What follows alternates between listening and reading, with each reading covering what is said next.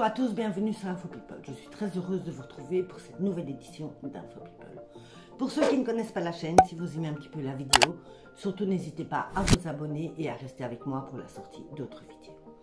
Aujourd'hui, je vais vous parler des Beatles. Et oui, ce groupe de copains tout à fait mythique. Ils le disaient eux-mêmes, on n'est plus connu que le pape. Et pourtant, c'était sans vantardise, ils étaient réellement plus connus que le pape. Rien qu'à leur vue, certains fans s'évanouissaient. C'était un délire.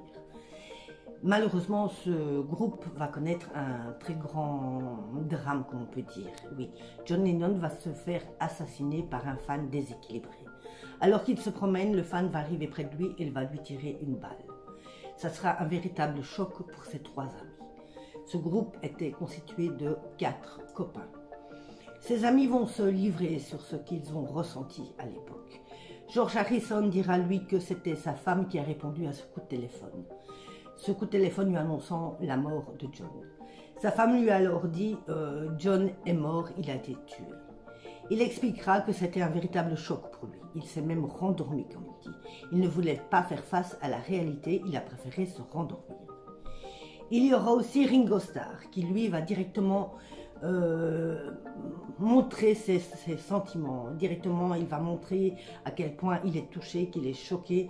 Il expliquera, d'ailleurs après, que John va lui manquer tout au long de sa vie. Ça va être un véritable choc pour lui.